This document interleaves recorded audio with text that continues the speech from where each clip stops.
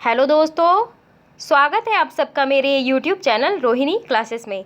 तो जैसा कि आप सभी को पता है कि हम जो है क्लास 10th की NCERT जो है कवर कर रहे थे, जिसमें हम जो है चैप्टर 3 कवर कर रहे हैं, जिसका नाम है भूमंडलीकृत विश्व का बनना। तो इसमें जो है हमने ग्लोबलाइजेशन के बारे में बात की थी कि ये जो है अचानक से नहीं आया। आधुनिक भारत के पहले भी ग्लोबलाइजेशन का दौर था। हाँ, माना कि मोटे तौर पे नहीं था, लेकिन इसकी शुरुआत जो है आधुनिक युग के पहले ही हो चुकी थी।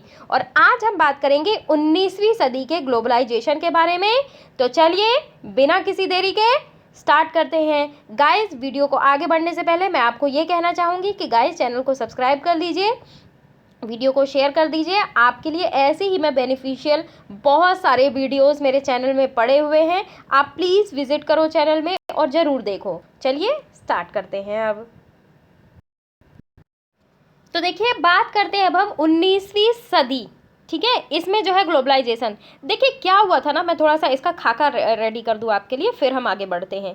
19वीं सदी में दुनिया जो है सबसे तेजी से बदलने लगी, यानी कि वैश्वीकरण को प्रौद्योगिकी यानी कि टेक्नोलॉजी से तीव्र किया गया। ठीक है, नई नई टेक्नोलॉजीज आई, यानी कि नई नई प्रौद्योगिकों ने जो है व्यापार को आसान बनाया। जैसे टेलीग्राफ हो गया, दहन इंजन का आविष्कार जो हुआ, इसके आगमन से जहां जो है ना एक तरफ संचार के बुनियादी ढांचों ने जो है विश्व व्यापार को सक्षम किया, वहीं समुद्र के सामानों को तेज और विश्वसनीय और सस्ते परिवहन को भी सक्षम बनाया गया।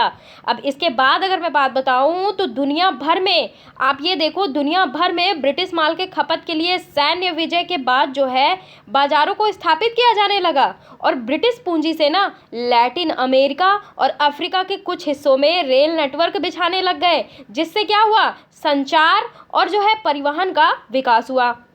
अब इससे क्या हुआ, व्यापारिक मांगों में तेजी आई। हालांकि ये भी सच है कि जब जो है वैश्विक मांग बढ़ती है तो व्यापारिक देश जो होते हैं स्वयं व्यापारिक रास्तों का उपयोग कर अपनी अर्थव्यवस्थाओं का विकास करते हैं। तो ये बात आपको ध्यान रखनी है। तो अब देखिए क्या है, आर्थिक, राजनीतिक, सामाजिक, सांस्कृतिक और जो है तकनीकी कारकों ने ना पूरे के पूरे समाज की काया पलट कर दी और विदेश संबंधों को नए ढर्रे में ढाल दिया।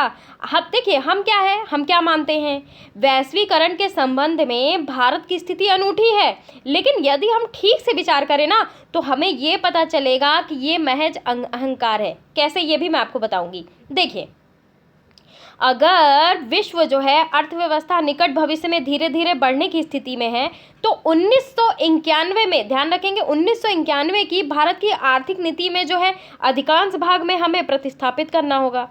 ये माना जा रहा था कि वैश्वीकरण का प्रभाव ना जारी रहेगा और भारत को समृद्धि की तरफ बढ़ने के लिए केवल अपने वर्तमान को ठीक करना होगा। हालांकि अब जो है हमें इस बात की पहचान करने की आवश्यकता है कि अभी एट दैट टाइम, वर्तमान पीरियड में खेल में काफ़ी बदलाव आ चुका है। देखिए, अर्थशास्त्रियों ने जो है अंतर्राष्ट्रीय आर्थिक विनिमय में 3 तरह की गतियों या प्रवाहों का उल्लेख किया है, जिसमें सबसे पहले अगर मैं प्रवाह की बात करूं तो व्यापार का होता है। कैसे होता है, जो 19वीं सदी के मुख्य रूप में वस्तुओं जैसे कि कपड़ा हो गया, गेहूं हो गया, इसके व्यापार तक ही सीमित था। दूसरा हो गया, एक तो व्यापार हो गया, दूसरा हो गया श्रम का प्रवाह। देखिए, इसमें लोग काम या रोजगार की तलाश में एक जगह से दूसरी जगह जाते हैं। जाहिर सी बात है, हम जहाँ रहते हैं, हम जहाँ हैं, वहाँ अगर काम नहीं मिलता हमें तो हम दूर दराज जाते हैं।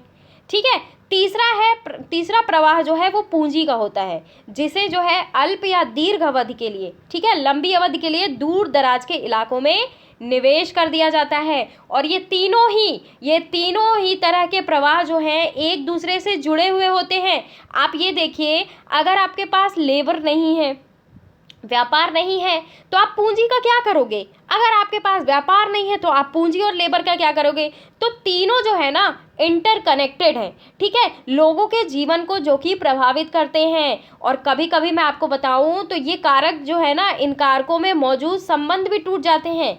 आपको मैं एक उदाहरण देके समझाती हूँ कि वस्तुओं को ले लीजिए या फिर पूंजी की ले लीजिए, इसकी आवाजाही के मुकाबले श्रमिक जो कि मजदूर कहे जाते हैं, इनकी आवाजाही पर प्रायः शर्तें, टर्म्स एंड कंडीशंस लगाई जाती हैं।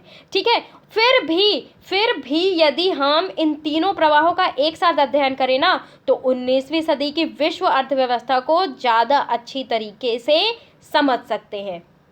अच्छा, इसी रेफरेंस में आइए अब हम समझते हैं विश्व अर्थव्यवस्था का किस प्रकार उदय होता है।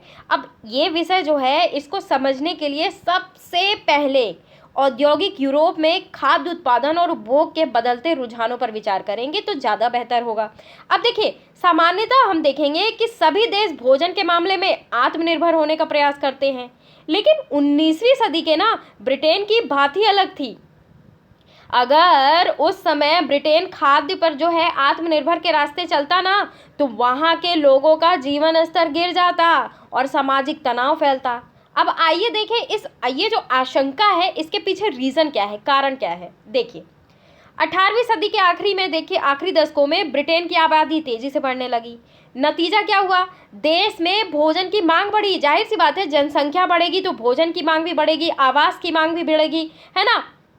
और जैसे जैसे शहर फैले ना, तो उद्योग बढ़ने लग गए, कृषि उत्पादों की मांग बढ़ने लग गई। अब कृषि उत्पाद महंगे होने लग गए, मांग बढ़ेगी तो जाहिर सी बात है मांग का ग्राफ बढ़ेगा, तो जो है उसकी जो उत्पाद की मांग जो है बढ़ेगी, तो उसका रेट ऑटोमेटिकली बढ़ेगा। ठीक है। तो दूसरी तरफ बड़े भूस्वामियों के दबाव में सरकार ने मक्का के आयात पर भी पाबंदी लगा दी। अब जिन कानूनों के सहारे सरकार ने ये पाबंदी लागू की थी ना, उसे कहा जाता है कॉर्न लॉ। कॉर्न मीन्स होता है मक्का, लॉ मीन्स कानून। ठीक है।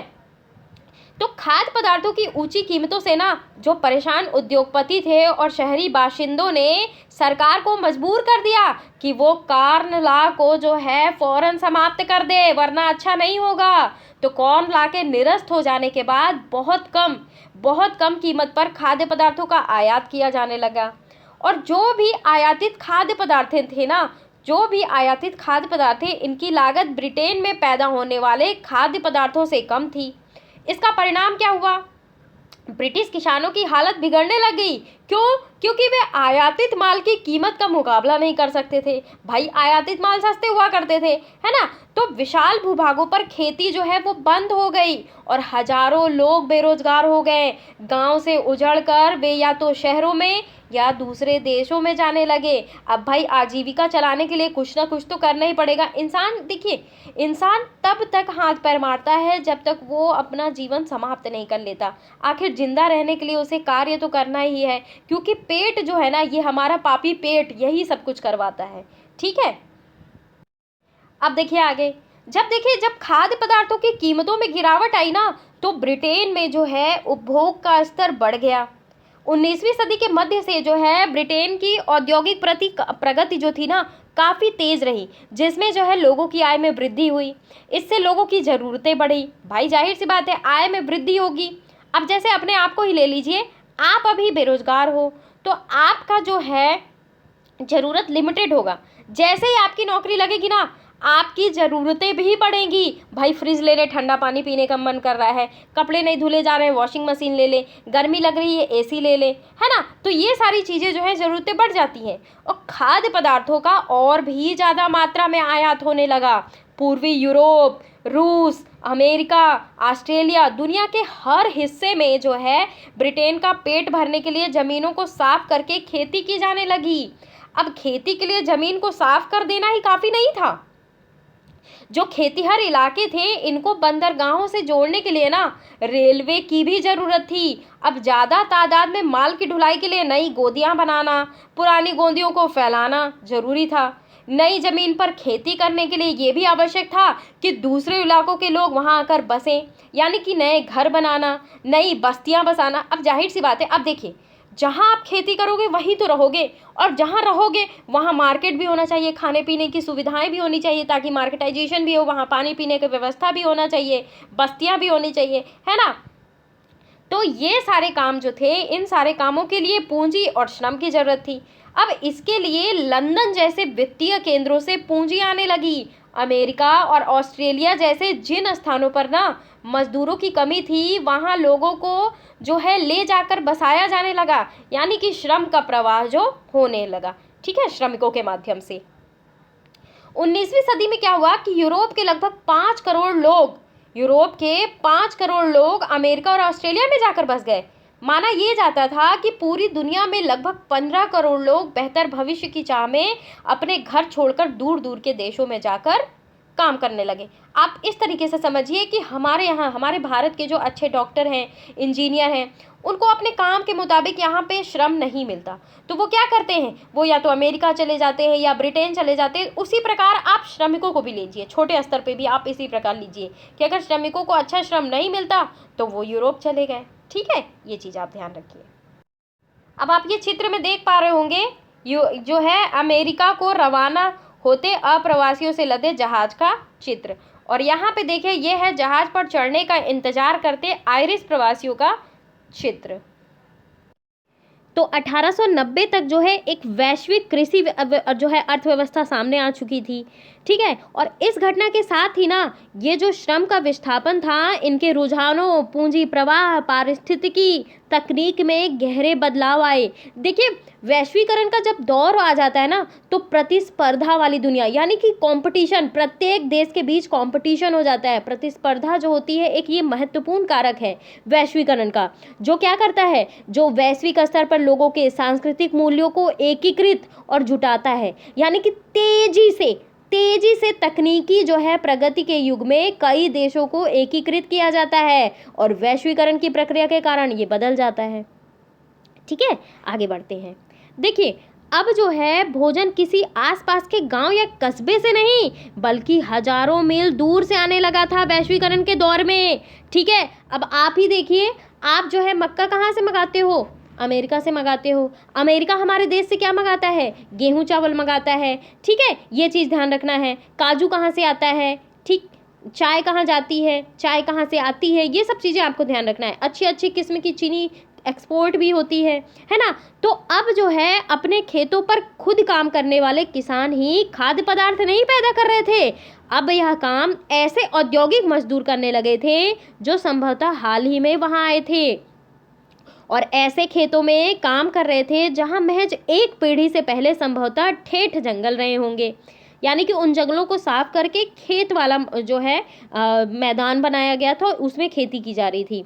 तो खाद्य पदार्थों को एक जगह से दूसरी जगह पहुंचाने के लिए रेलवे का इस्तेमाल किया जाता था।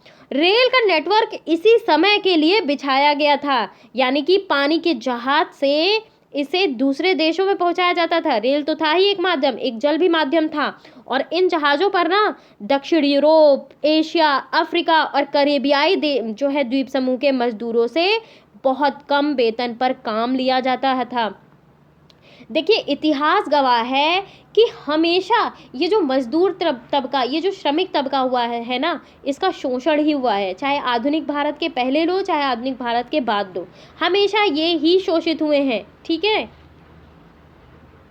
तो देखिए, बहुत छोटे पैमाने पर ही सही, लेकिन इस तरह के नाटकीय बदलाव जो है हम अपने यहाँ पंजाब में भी देख सकते हैं। यहाँ जो है ब्रिटिश भारतीय सरकार ने अर्ध रेगिस्तानी परती जमीनों को उपजाऊ बनाने के लिए क्या किया, नहरों का जाल बिछा दिया गया, ताकि जो है निर्यात के लिए गेहूं और कपास की खेती की जा सके। नई नहरों की सिंचाई वाले इलाकों में ना पंजाब के अन्य स्थानों के लोगों को लाकर बसाया गया और उनकी जो है बस्तियों को कैनाल कानोली, यानी कि नहर बस्ती जो है वो कहा जाता था।